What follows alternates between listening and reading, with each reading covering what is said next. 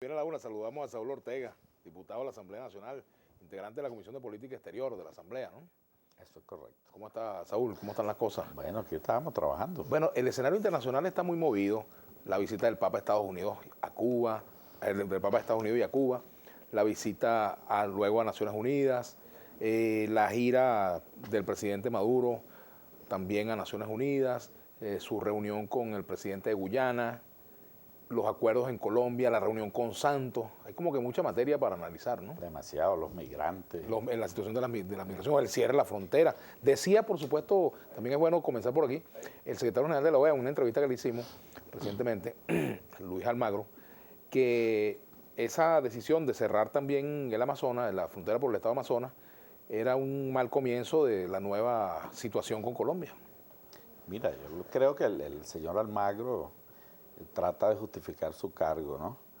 La OEA está muy mal vista en esta parte del mundo como un organismo injerencista, como un organismo que cohabitó con lo peor de la política norteamericana, como fueron las dictaduras militares, las intervenciones directas, ¿no?, sobre los procesos políticos en este continente. Pero Almagro no tiene culpa de eso. Bueno, pero asume la filosofía de la OEA. Mientras UNASUR y CELAC convocan a un diálogo político sin condiciones, sin injerencismo, sino sirven de mediación y hasta ahora ha dado resultados en todos los temas donde han participado. Mientras que la OEA, bueno, lo que digamos convoca es la confrontación, como fue precisamente la huida hacia adelante de Colombia, que se fue a la OEA y bueno, hubo una votación donde salió derrotada, cuando eso no era un tema para votar, es un tema para aplicar la política, utilizar la diplomacia, el diálogo y resolver. Entonces ahí la OEA se desdibujó de nuevo. Ahora, pero fíjate que en esa votación me llama la atención el hecho de que Venezuela se salvó a punta de abstenciones prácticamente, ¿no? Muy pocos países votaron a favor de la postura venezolana como tal. De resto fueron las abstenciones los que generaron esto. ¿Qué pasa con el liderazgo de Venezuela en América Latina? ¿Se ha debilitado? No, yo creo que está bastante fortalecido. Y ¿Por qué ese resultado de esta manera? mira, me imagino yo que Colombia trabajó algunas votaciones, lo cierto es que salió derrotado, ¿no? Y en contrario se ha impuesto la propuesta de Maduro. El presidente ha hablado del diálogo, de la paz, de la legalidad. A Colombia no le conviene, porque bueno, yo lo he explicado en las veces que me ha tocado expresar mi opinión. Mira, yo creo que esa empresa del delito que está montada en la frontera tiene, como dice, vara larga en el poder colombiano, civil y militar. Y no solamente es el pobre Uribe, que fue el que lo instaló. Yo creo que está compartiendo las ganancias. Estamos hablando de más de 12 mil millones de dólares al año, que se estima que se circula en ese comercio ilícito, que es un tipo de economía que se ha instalado allí y que eso no se queda en la frontera, eso va a Bogotá también. Ahora, Saúl, estas conversaciones con el presidente Santos, incluso se anunciaban nuevas reuniones del presidente Maduro y el presidente Santos,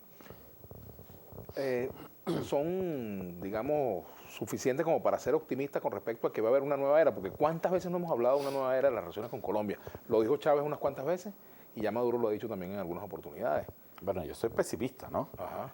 Ahora, creo que la política de Venezuela por primera vez tiene un signo correcto, que es presionar a Colombia, que nunca lo hemos hecho, para arrancarle unos mínimos en la mesa para buscar la gobernanza. Ahora, esos mínimos deben ser auditables, porque Colombia se compromete y nunca cumple, y eso lo sabemos todos. Entonces, hay que exigirle unos mínimos que permitan la gobernanza en la frontera. En primer lugar, que asuman el gobierno, porque todo el mundo sabe que ahí hay un paraestado.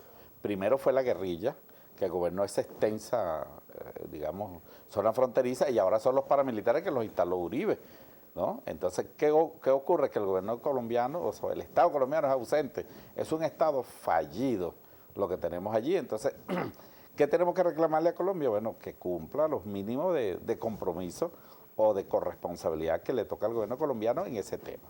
Por cierto que el presidente Maduro denunció en su momento, en medio de la crisis fronteriza, que el presidente Santos estaría involucrado de alguna manera en un plan para asesinarlo. ¿En qué quedó eso? Él dijo que era Bogotá, no dijo, Bueno, no señaló. el gobierno, pues, digamos.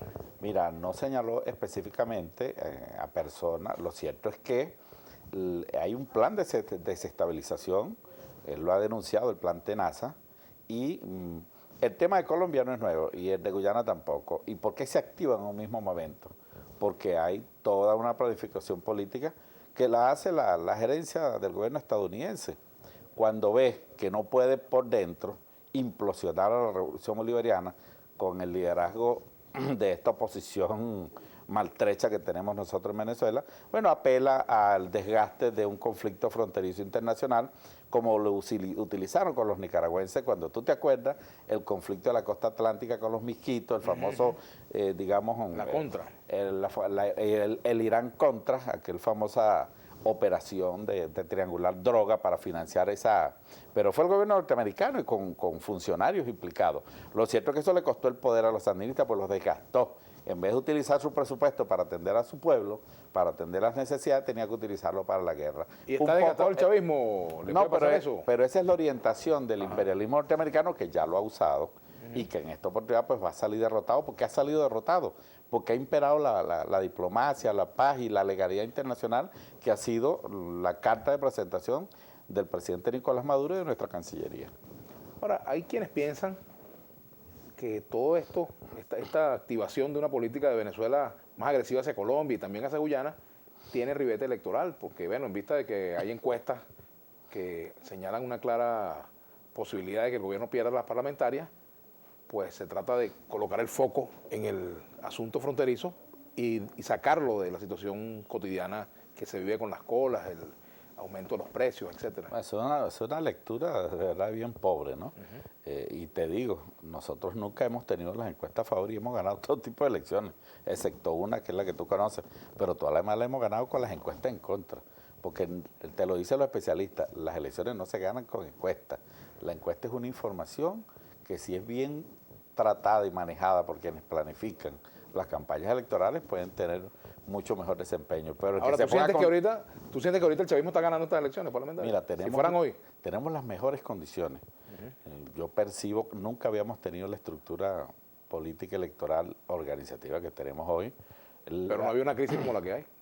¿Cómo no? La del 2002, Vladimir, yo creo que no ha habido peor crisis donde el empresariado paralizó todo, hasta el béisbol, la cerveza, las navidades, las novelas, paralizó todo, la gasolina, el tetero de los niños, ahí sí es verdad que fue un paro, vamos a reconocerle que fueron exitosos, y sin embargo, con la organización, estoicamente nuestro pueblo se levantó de menos a más, y hoy tenemos patria gracias a ese pueblo, a su conciencia política que no se dejó derrotar por los conspiradores y mucho menos por un empresariado que no tiene compromiso con el país.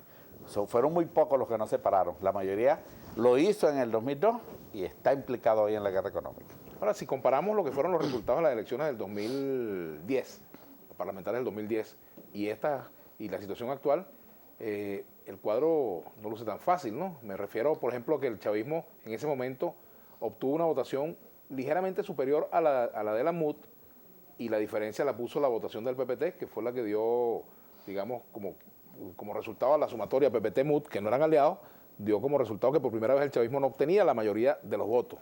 Sin embargo, por el sistema electoral obtuvo la mayoría de los diputados. ¿Qué razones hay para pensar que esa situación en aquel momento fue tan apretada, ahora vaya a ser favorable al PSUV?